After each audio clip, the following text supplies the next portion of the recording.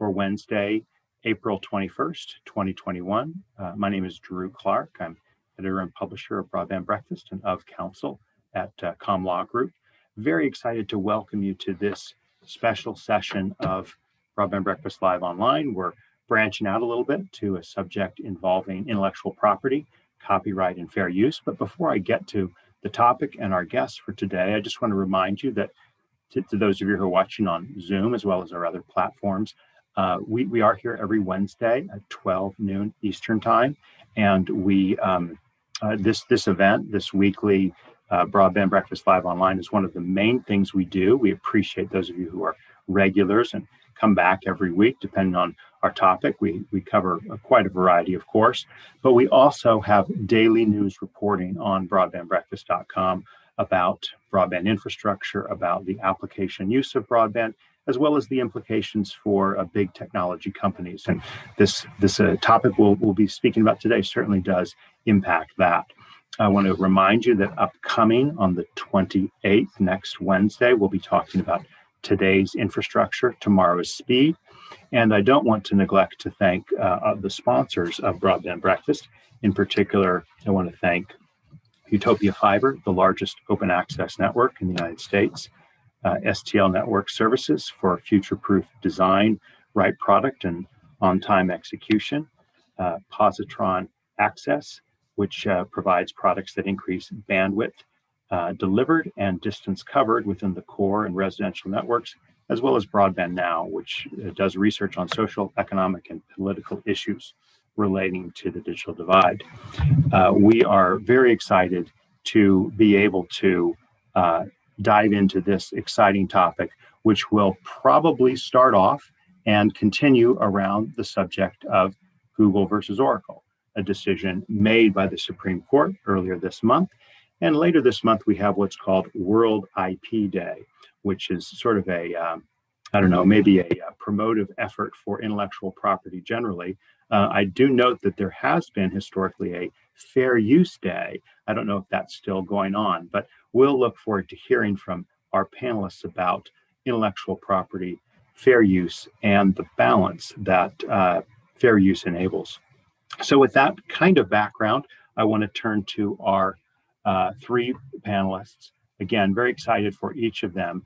I'll introduce all of them right now, if you don't mind. We'll start off with Joseph Gratz. He's a partner with Dury Tangri LLP in San Francisco. So happy breakfast to you, Joe, and thank you for coming on and telling us more about your perspective, particularly through previous representation you've had of Facebook, Google, Amazon, and others, and some of the issues they face on an intellectual property front. Joe will be followed by Arthur Sidney. He is the Vice President of Public Policy at the Computer and Communications Industry Association, and he previously was Chief of Staff and Chief Counsel to Hank Johnson on the Intellectual Property Subcommittee of Judiciary. And you can see his full bio on the page for this event at broadbandbreakfast.com. Batting cleanup will be Michael Greif. I hope I got that right, Michael. Thank you for coming on, particularly when you have, and you are an intellectual property member at Mintz, very well-known law firm, and you're CIPP US certified. And he's had some interesting takes on this decision, including the dissent to the 6-2 decision on the subject. So with that, let's go ahead and turn to Joe to lay out a little bit about this case. It's been a long case, and is this the last that we're going to see of it? What is it all about, and why is it significant for the tech world and intellectual property generally? So Joe, go ahead. Great, thanks very much, Drew. So what is this case about? We've all been hearing about it for years. Let me just give you the capsule version. It's been going on for quite some time, but here's what it's about. Oracle created software with a set of commands. That set of commands is referred to as an API. It's a way for programmers to talk to a pre-made set of mini programs in a library. So Oracle created this piece of software, the Java Standard Library, that could respond to this set of commands. And lots of programmers learned those commands. Almost every Java programmer, or I guess every Java programmer, knows a whole lot of those commands, knows how to use them, knows how they work. They're useful, and it's a good set of commands to use to be able to create new programs. So Google, when it was creating Android, wrote Android to be able to understand those same commands, not copying Oracle's library itself, not copying the guts of what gets run when you say one of those commands, when a programmer says one of those commands, but just what the commands are, because programmers already knew them. Oracle said, hold on, you're copying tens of thousands of lines of my code. Every single command is embedded in a line of code, and that means you're copying tens of thousands of lines of code. Copying tens of thousands of lines of code, that's copyright infringement. You've got to cut it out. Google said, well, this is fair use. This is okay because first, the material that being copied isn't copyrightable at all, Google said. And second, even if it is copyrightable, it's fair use. There was a great deal of litigation on this point. There were 2 trials on this point. I think for today's discussion, I think it makes sense to focus on the Supreme Court's opinion just from April 5th, just a few weeks ago on this question. And there are a lot of issues in the case. The Supreme Court's opinion focused on, at least to me, the most interesting and in some ways the most dangerous from everyone's point of view because the Supreme Court hadn't talked about fair use since 1994. Lots of things have happened since 1994. We've had dozens and dozens of lower appellate court opinions on issues of fair use, building out what it means. And those are things that the industry all relies on, whether it's fair use in making things compatible, or whether it's fair use in personal use of materials, or whether it's fair use in online settings or parodies or mashups or whatever. There's been a lot of fair use law, not least of which in the area of fair use purposes, that making something searchable or navigable is a fair use purpose. But the Supreme Court, until this decision, had never really talked about fair use purposes where you're not changing the work itself into a new creative work. And so this is the first time the Supreme Court had addressed that. In this case, I filed a amicus brief on behalf of Center for Democracy and Technology and consumer groups, arguing that copyright in interfaces in sets of commands would harm innovation and consumer welfare. And as many of you or all of you undoubtedly already know, Google won in the Supreme Court in an opinion written by Justice Breyer, which focuses in almost entirely on fair use, not on the very interesting questions about whether these commands are copyrightable at all, but on fair use. And I think, as we'll probably talk about a lot more today, that discussion of fair use was deeply informed and sort of talks a lot about and is really influenced by Justice Breyer's views and the court's views about what is and isn't copyrightable and what's more closer to the center of copyright protection, more important for copyright to protect than other things. But here's what I think this opinion adds to the discussion of copyright in ways that may matter to later cases. I think that copying for purposes of compatibility between technical systems is very, very likely to be fair use after this opinion. And types of copying that give rise to a flowering of new expression are, I think, much more likely to be fair use. Maybe even things like mashups that don't necessarily directly comment on the originals. That's a long way from sets of commands, but the logic of the court's opinion suggests that things that give rise to lots of new expression are more likely to be fair use. Types of copying that dampen incentives to create new originals at the same time, I think that under the court's analysis, are not as likely to be fair use. For example, those that sort of usurp a copyright holder's market and turn that copyright holder's private loss into someone else's private gain without a commensurate public benefit. And so I think this case is in line with lots of other cases, including the Google Books case in which I represented Google, where courts look to balancing whether this type of activity is one that will serve the purposes of copyright and ultimately benefit the public without unduly diminishing the incentives for copyright holders who aren't sort of basing directly on other works to create new works. Wonderful. That's an excellent introduction to the topic, Joe. We appreciate that. And let's turn right away to Arthur to tell us more about CCIA, the long-standing interest your organization has had in this case, and what it means for the future of fair use, if you will. Sure. Thank you, Drew, for the invitation. And thanks for the opportunity to speak today on this interesting issue. So I'm the VP of Public Policy at CCIA, which represents small, medium, and large computer and technology companies. Our mission is to promote open markets, open systems, and open networks. And I just want to talk a little bit about fair use to put this in perspective. Fair use and balanced copyright is important to the US economy and innovation generally. It works best when there is a balance between rights holders and creators, innovators, and consumers and users. According to a 2017 study on fair use, it found that the value added by industries that depend upon the limitations and exceptions to copyright, like fair use, tripled since 2002. The study also found that in 2014, fair use industries accounted for 16% of the US economy. That's roughly 1/6 of the US economy. It employs 1 in 8 workers and contributes 2.8 trillion to the GDP.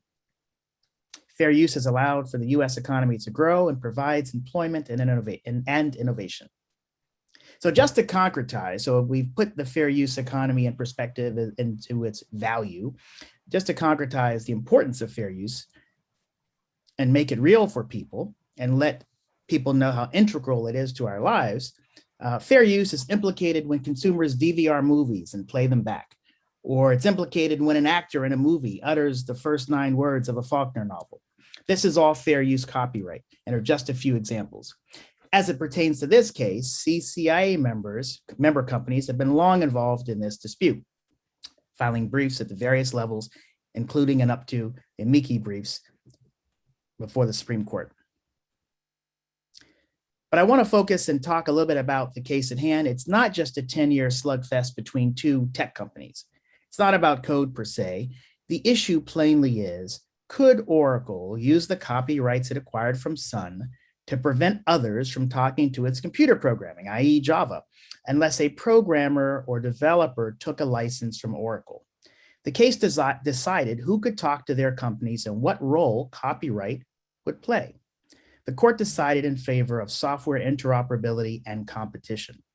Copyright should not be a gatekeeper preventing interoperability and competition. Who are the winners in this case? The winners aren't necessarily Google versus Oracle, two tech companies. The winners are software developers, programmers, and ultimately consumers. There are more options in the ecosystem, and now developers and programmers do not have to pay licenses to talk to bigger competitors. Copyright cannot be used in an anti-competitive way. It will not be the gatekeeper to competition. Smaller developers do not have to take a copyright license to talk to bigger competitors. Programmers that have invested time in learning Java are not locked into working with Oracle and do not have to learn new programming from another developer or write programming from scratch to compete. They can now take their knowledge to other competitors and innovate. Now, what does this mean for consumers? As I mentioned, the winners are software developers, programmers, and users, consumers, because it ensures that there are more products in the marketplace and that the products are interoperable. Smaller competitors can talk to others in the marketplace, and each time a programmer wants to write a program, they don't need to license the program or write it from scratch. It's a win for all involved. Copyright shouldn't get in the way of software competition. The decision was pro-competitive and helped small developers develop programming. In policy discussions, right holders often claim that fair use undermines the incentive to create new works. But the Supreme Court's April 5th, 2021 decision in Google v. Oracle, however, underscores how fair use actually promotes creativity. Fair use is needed to keep a copyright monopoly in check and promote creativity. It applies to both technology and the arts, and the consumers benefit because there's a multiplicity of products on a more competitive basis in the ecosystem.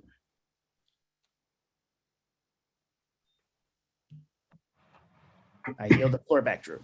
Okay, wonderful. Thank you for those remarks and for walking us through both the broad and the specific of this case. Let's go ahead and turn to you, Michael. Tell us a little bit about how you read this case and the dissent in this case. Okay, so I'll give sort of the opposing view. I'm not really taking sides, but since I'm familiar with the dissent, I'll say a few words about that. I think what's interesting about this case is a lot depends on the fact that Oracle's Java SE was so successful and so well known in the programming community. And this decision hinged in large part on the fact that developers who were already familiar with the Oracle method calls in Java SE knew them so well from having programmed Java for laptops and desktops that it would be unfair to them to have to relearn the new commands for programming Java for smartphones. And so this is a net win. So in some respects, Oracle was a victim of its own success because Java programmers became so familiar with those commands that was almost in the end a strike against Oracle and used as reason by the Supreme Court majority for finding that it would be difficult or unfair or anti-creative for those programmers to have to relearn new sets of method calls. And so just focusing on a few of the factors in this case, I want to turn to the purpose and character of the use because we haven't talked about this yet, but what was interesting is that, this is one of the first times that the Supreme Court has ever said, I think it is the first time that the Supreme Court has ever said that a transformative use can be found when the, accused infringer is using the copyrighted work for the exact same purpose that the copyright holder intended the work to be used. And the majority even conceded that in its decision. They said we have to go further because this is the exact same purpose. This isn't like our 1994 decision in Campbell and Ack of Rose where Two Live Crew parodied Roy Orbison's Pretty Woman. And so, that's not how Roy Orbison intended the song to be heard. And they didn't take that many bars. And so that was fair use. That was easy. This is a much more difficult case, right? Because we've never said transformative means exact same purpose. So they had to go a step further and say that transformative here means allowing programmers to work in a different computing environment without discarding a portion of their familiar programming language. And there we come back to, what if it wasn't familiar to them? Would it then be not fair, right? And so that was basically what the majority said. They said it's transformative because it allows the code to be copied for use in a different computing environment. So I think as a result of this, from a litigator's perspective, we're going to be seeing lots of defendants argue that, and I think as Joe pointed out, that use that their copying encourages further creativity in a different venue, in a different platform. But is that enough? That's the question. Now I want to turn to the market effects factor because one of the things the majority said and spent a lot of time, well, not that much time on, was the fact that, well, Oracle had tried and failed to do this before, use Java SE in a smartphone environment, which was essentially, the majority's reason for why this is fair, because they hadn't done it in a smartphone environment. And here along comes Google, essentially doing the world or the marketplace or consumers a favor by re-implementing the Oracle code to allow developers familiar with the method calls to make it to develop apps in the smartphone environment, which was tremendously successful. But right, it begs the question as to, okay, you can't do it yourself, or you didn't do it yourself, Oracle, but is that where the inquiry should stop? And this is where Justice Thomas and Alito in the dissent had a very difficult time. They said a book author need not be able to make his or her book into a movie as long as they could have others do it for them, and they could have been compensated for that, right? And in fact, in this case, Oracle and Google approached Oracle 4 separate times to try and buy a license, and they never consummated a license, and then Google went and copied the code anyway. So the market effects factor is very interesting. Obviously, from a market effects result, I mean, Google profited very, very, very handsomely from this, and arguably Oracle didn't and could have, because the court has never held before that in order for a market effects factor to be satisfied, you, the copyright holder, must be able to exploit the market that the infringer is now exploiting. So I'll stop there and turn it back. I think I've probably added some kindling to this fire. So I'll turn it back to you, Drew. Well, no, thank you very much. So let's actually take a step back, and this is a great, setting the table for our discussion. Obviously, fair use is a adjunct or a exception to the copyright law. Copyright being one of several types of intellectual property, sometimes lumped together, patent law, trademark law, trade secret law. There are clearly some things that are not subject to various forms of intellectual property protection, certain things that are not patentable, certain things that are not apparently copyrightable. And so I wanted to just start with this question, because it is something that the dissent took issue with the majority for not resolving. Did they need to or not need to resolve the question of copyrightability of the, I guess it's called declaring code, the material that was in these application programming interface that Joe spoke about. So let me actually turn to Joe first on this point about copyrightability of these APIs, and speak a little bit about how this did or didn't get resolved in prior decisions as a framework for saying why it matters that the Supreme Court didn't decide to tackle this. Sure thing. So obviously, the before we get to the question whether there's a fair use defense, whether the defendant can come forward and say, well, sure, that maybe that was copyright infringement, but it's excused because it fits into the fair use framework.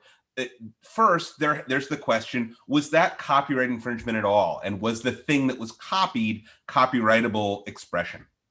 With respect to computer programs, the question of what is copyrightable and whether computer programs should even be subject to copyright has been a question for a really long time, since computer programs first started becoming commercially important, obviously. And indeed, Justice Breyer wrote, when he was a law professor, wrote law review articles about the question, well, how should IP treat computer programs? Should we create some different type of protection, some sui generis protection? Should we protect them under copyright? Should we not protect them under copyright and have them protected only under patent law, and so on? And so this has been a question that courts have been wrestling with just because of the sort of uncomfortable fit between copyright law, which is about creative expression, and computer code, which can contain creative expression, but is really all about functionality most of the time. And so that question was one of Google's arguments below. Google convinced a judge here in San Francisco, Judge Alsop, that the code that had been copied wasn't copyrightable. The Federal Circuit, purporting to apply Ninth Circuit law for various procedural reasons, disagreed, sent the case back.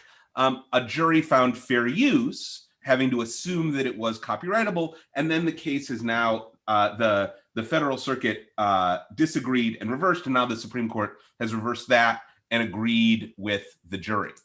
Why didn't the court take up this question of copyrightability? Why didn't the court say, well, really, this just wasn't a set of commands. You just can't have a copyright in a set of commands. I don't care whether it's fair use. You just can't have a copyright in a set of commands. It's not a book. It's not a novel. There's not enough creative expression in there. It's just a tool. It's just a way of doing something. It's just a method of operation.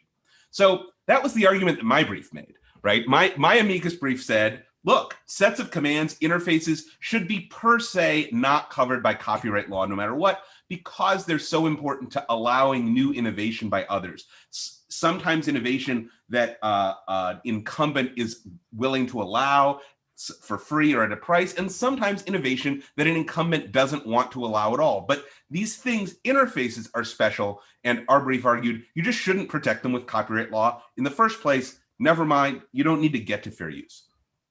So that was similar to what Google started arguing at the beginning of their oral argument, but it became pretty clear pretty quickly that the court wasn't going to go there, that they weren't willing to put this bright line down that said no sets of commands or no, functional portions of computer programs can ever be subject to copyright, no matter what the facts are that would be inputs to the fair use analysis. And so I think what we end up with in terms of the opinion from the Supreme Court is a compromise among the justices, where I think there was a group of justices who really thought this was a copyrightability case. And the question here was whether the material was copyrightable in the first place. And they answered that no. And then a group of justices who weren't ready to go there, who thought it was right that Google should be able to do this, that Oracle shouldn't be able to own what was in all of its developers' heads and be able to lock that in and exploit that knowledge that was not theirs, but in the heads of programmers. And so I think you end up with this compromise. And what does this compromise do? It's a little bit of an uneasy fit, as I think Michael points out, and as the dissent points out, in that the fact that the material in question isn't at the core of copyright protection, indeed that it's sort of out at the periphery, if it's in copyright protection at all, figures much more prominently here than it almost ever has in any fair use opinion in the Supreme Court or elsewhere. The second factor in Section 107 says to look at the nature of the copyrighted work, and courts say you should look at whether that's sort of factual or fictional, how close to the core of copyright protection is it? But lower court decisions before this case, at least, have really given it short shrift. Indeed, there's a bunch of cases saying, this second factor's in there, but it basically never makes any difference. This has been said in some Second Circuit cases, so we don't think it makes a difference here either. Now, to the contrary, this Supreme Court opinion takes the second factor in Section 107 and discusses it first, just pulls it out of order and starts talking about it as, in this case, I think, the most important thing. That is, what we're talking about is a highly functional work, a computer program that isn't a novel or a song, and that matters to the court here because it tilts things toward a finding of fair use. So I think that while in some ways it would have been clearer if the court had just decided that sets of commands just aren't copyrightable. You just can't have. There weren't votes for that position. There just weren't votes for that, and so we got almost the same place. Right. I think. Well, let's see if Michael and Arthur agree with you that it was not kind of material to the decision to not address that, or the consequences of that approach. Michael, would you care to comment on that? Sure. Interesting. If you read Justice Thomas's dissent, the dissent said, the majority's failure to analyze copyrightability of the code, of the declaring code, is actually what led them down the wrong path according to the dissent, the Copyright Act gives explicit protection to computer code, and then computer programs are defined as a set of instructions that directly or indirectly brings about a certain result, and that's right from the statute, Section 101 of 17 U.S. Code, the Copyright Act.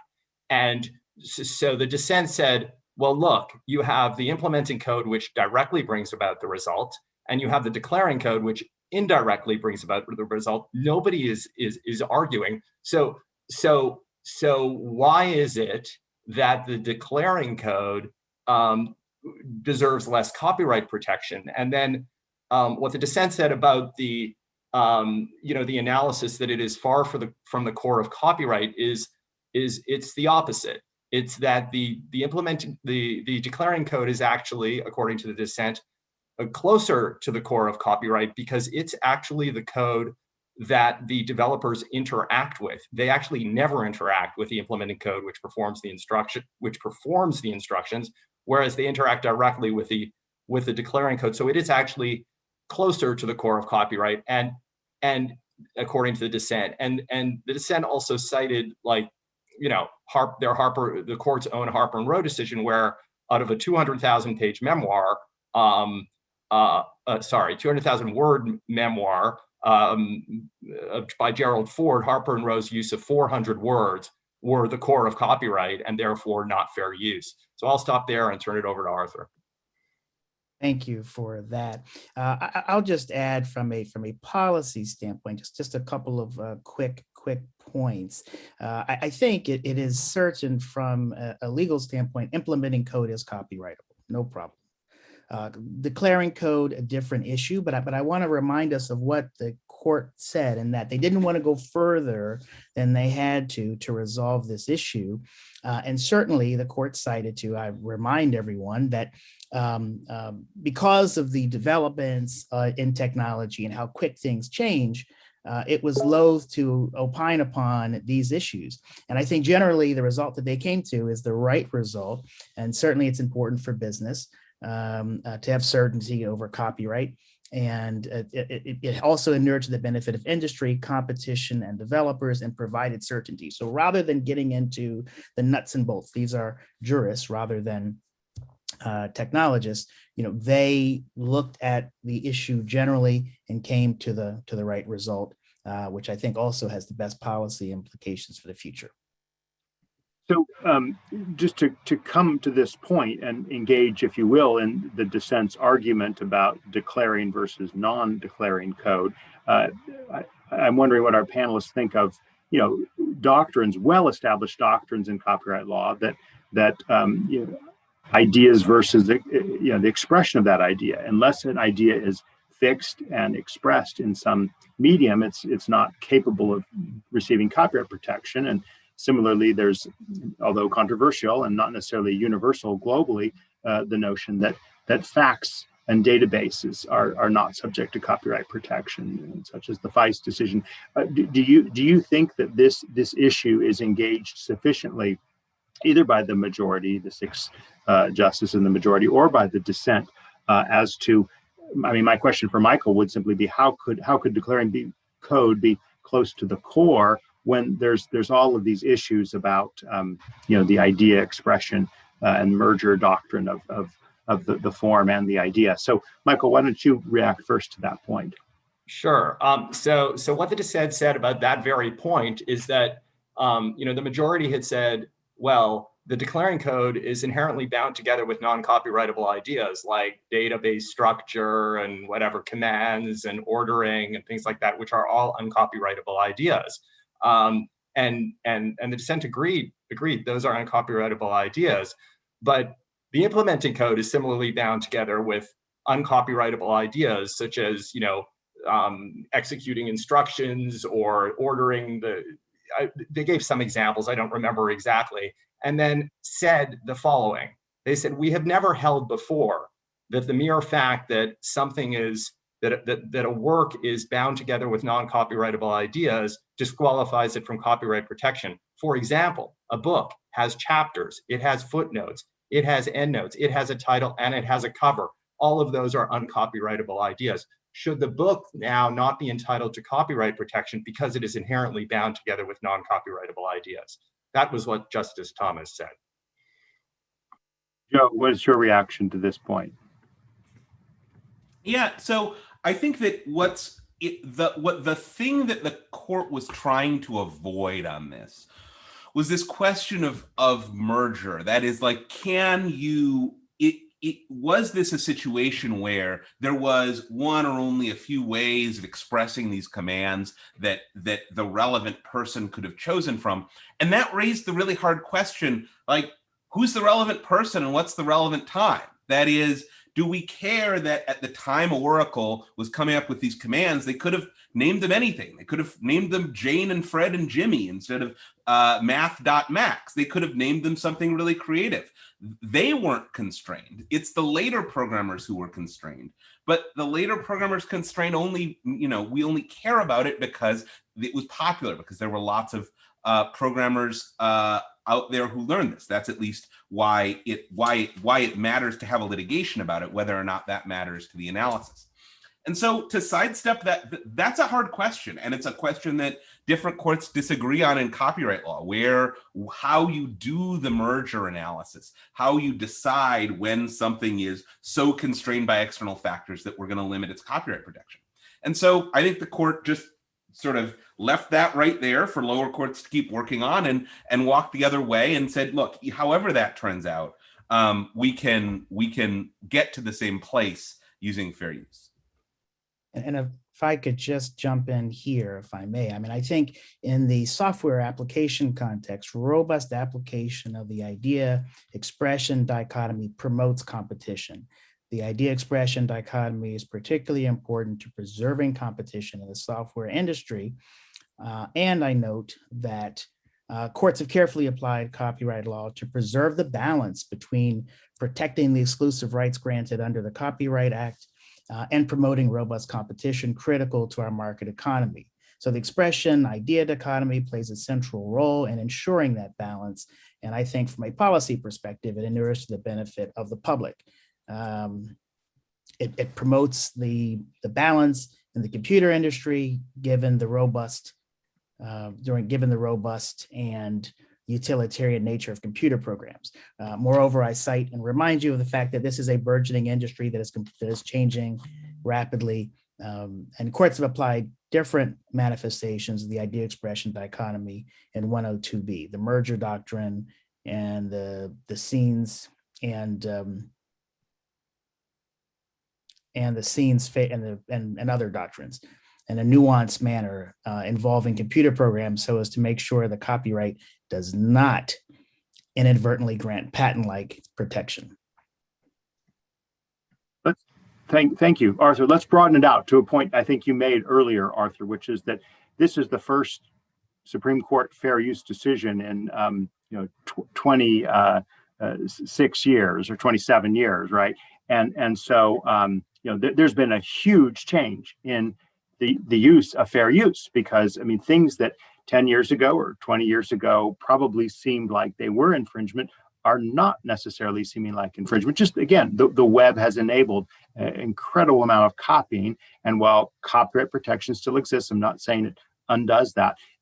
There's probably a different sense in people's head about what is and isn't a fair use. And so I want to ask each of our panelists to comment on that, to discuss, what were people, I guess, potentially fearing, or maybe to flip it on the other way, what opportunities are lost, if any opportunities are lost, by coming out in favor of Google in this case, right?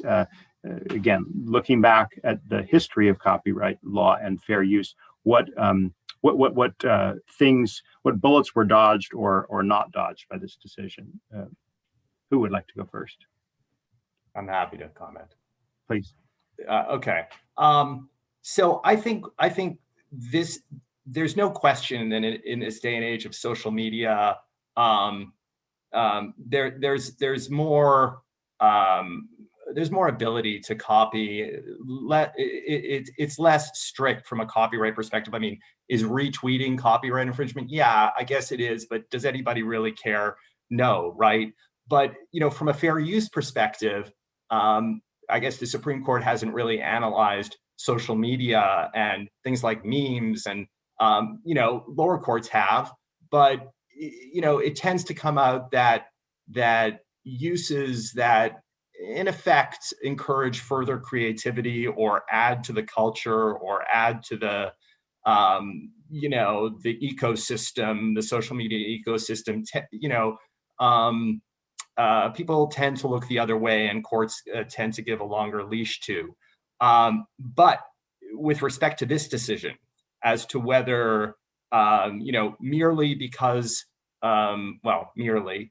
the fact that a copying encourages further creativity, will that alone be enough to, to cause a use to be deemed fair? And I would say no. I would say that this decision, as the majority actually itself cautioned, is going to be limited to software, for sure. And then even at that, is going to probably be limited to software APIs or interfaces where a majority of the programming community is familiar with the commands. I think it's fair to say that this decision will be restricted or can be restricted to that, but it remains to be seen. I think, notwithstanding what I just said, we're going to see people argue even more in a social media context that their use encourages further creativity or adds to the culture or internet or social media ecosystem in such a way that it should be deemed fair. So I think the two factors at play, i.e., one, social media, the meme culture, the retweet culture, plus this decision are pushing the fair use barometer a lot further than we've ever seen it. At the same time, the Supreme Court is doing its best to reel that back into software by its own caution and by the very strong dissent of Justices Thomas and Alito. So it remains to be seen how lower courts are going to reconcile those two competing factors. Joe, I saw you shaking your head on the retweet question. I don't want to get into the question of how copyright law applies to retweets embedding. Why the not? Breitbart Why question. not? Let's get into it. It's super interesting. What I want to focus on is another point Michael made, which is I want to make the pitch for why I think this won't be restricted to computer programs and APIs, and why this decision now, after so many years, since 1994, is suddenly sort of why the change, why the attention, why is copyright a thing that people care about now in a way that's different than the way they cared about it in 1994. And that's because copyright is just more important in everyone's everyday life. Everyone's a creator.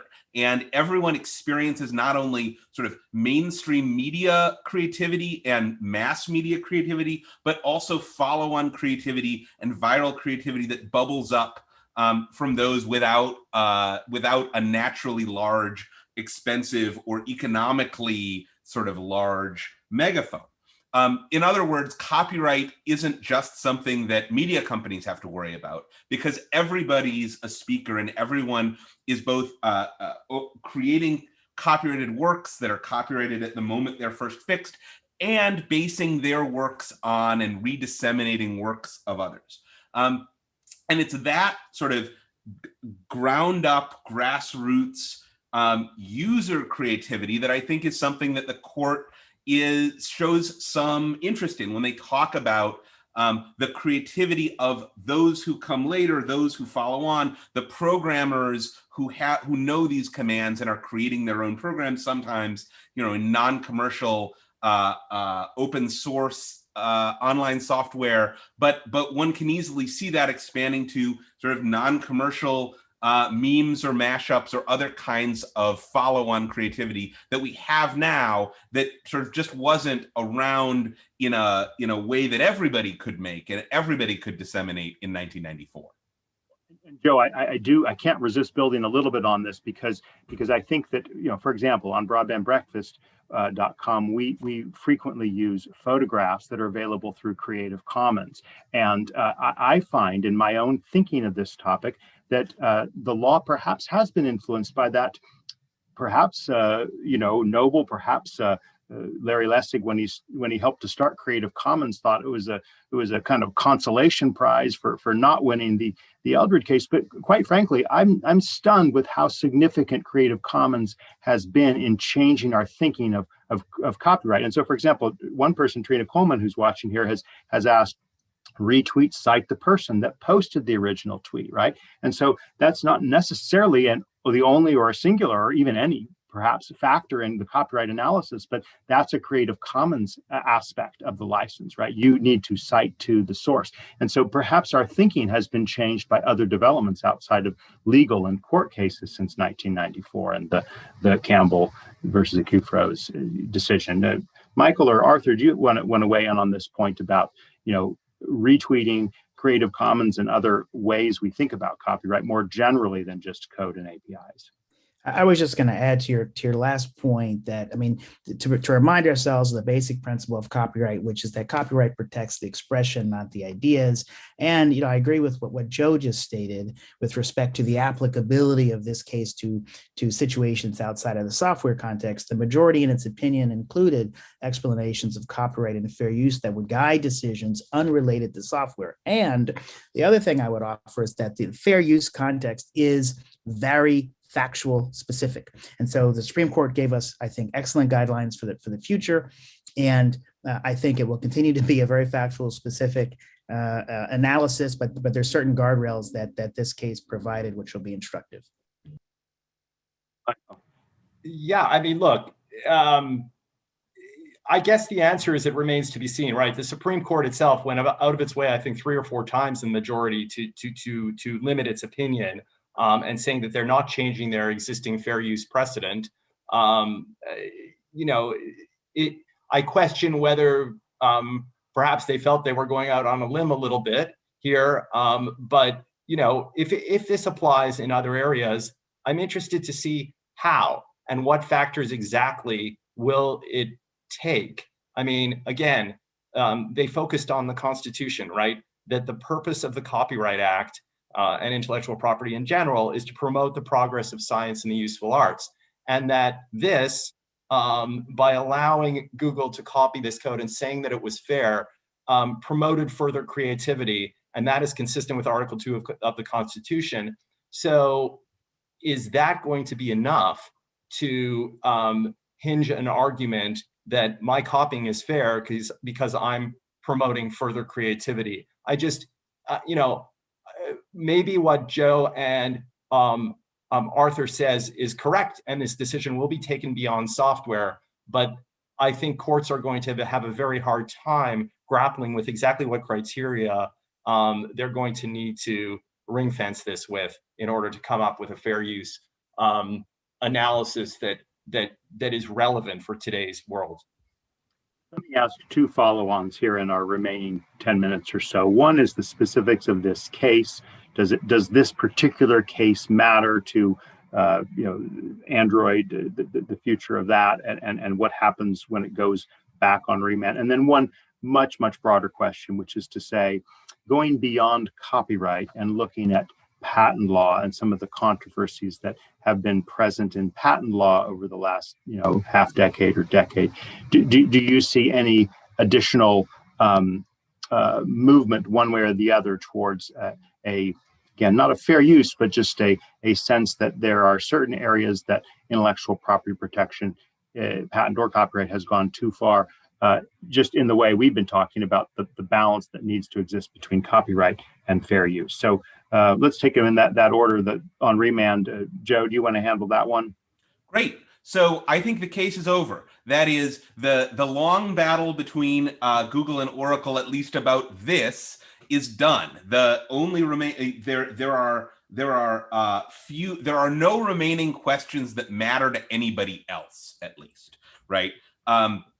This case started out with a huge ton of questions, and they have all either fallen away or gotten resolved in ways that sort of, I don't think there's anything else happening in this case that matters to others. And in some ways, it's interesting because even at this stage of the case, before the Supreme Court's opinion, there wasn't all that much happening with respect to the facts of this case that matters that much, because Google had moved on from this particular implementation to a different Java VM engine, as I understand it, that didn't present the same issues, and so this was really just about money. And in some ways, it was a great benefit to others that Google, because there were billions and billions of dollars of damages on the line, even though it might not have done anything to Android today, sort of had to go litigate this case, and because there were billions of dollars on the line, had to sort of put a lot of attention into it and do it really well. So I think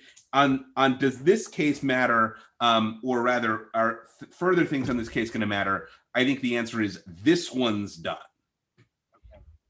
All right. So as to the broader point about balance in other aspects of intellectual property law, Arthur or Michael or Joe, do you want to speak to that question? Arthur, I'll go ahead. I mean, I'm not sure. I mean, it's too early to tell whether this case is going to have any effect on other areas of intellectual property. I mean, in the trademark space, there is sort of something called fair use. We call it nominative fair use, right? So like cases like where Ocean Spray said that their cranberry juice was sweet tart, and then Sweet Tarts, the candy maker, sued them, and then the court said, no, it's okay because it's nominative. You're just calling it sweet and tart, and et cetera, et cetera. I mean, is that going to get bigger? I have to say no. I think one thing has nothing to do with the other. In this case, I agree with Joe. This case is done. I think it's restricted to the copyright sphere. I don't think I've really noticed a movement to fair use becoming greater in the trademark sense. In the patent sphere, of course, we know that the prevalence of IPRs in the last decade and business method patents being more difficult to obtain have resulted in many patents being invalidated. But I'm not sure that that's really a fair use sort of factor. I think infringement is still infringement in a patent context. Arthur, do you want to comment further on that point, or more generally? Well, more generally, I was going to add that, I mean, impressive here is the fact that the Supreme Court, these august jurists, really understood or showed a facile understanding of technology, which is, we're all lawyers on the panel. That's a big deal.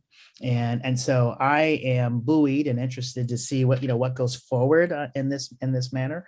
Judge Aslap, I'm probably mispronouncing his name, at the lower level, learned code to actually understand the nuances of what Google and Oracle were arguing. And so I'm excited. The Arthrex case will be coming out soon, so it's interesting to see where the court's going with their knowledge of the underlying technological substance. Well, go ahead, Joe. I think briefly, I think this is of a piece with the Supreme Court's decisions on patentable subject matter in some ways, in that the Supreme Court is worried that letting IP rights encroach too far will harm the creativity or inventions or new things being created by others in ways that just aren't justified by what was contributed by the person with the IP rights. And whether that's, the first person to think about doing a drop-down menu on a web page, trying to sue everybody about who has a drop-down menu on a web page, or something in copyright, I think the concern is the same, which is keeping IP within its appropriate bounds of, at least keeping copyright and patents in their appropriate bounds of rewarding innovation and creativity without unduly sort of cramping other creativity or innovation that might follow on.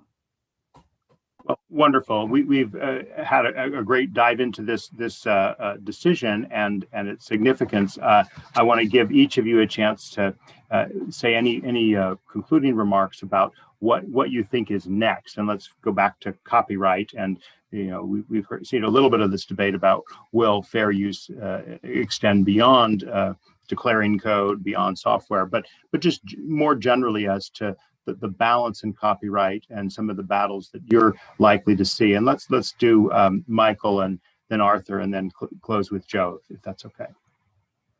Yeah, I mean, thanks, Drew.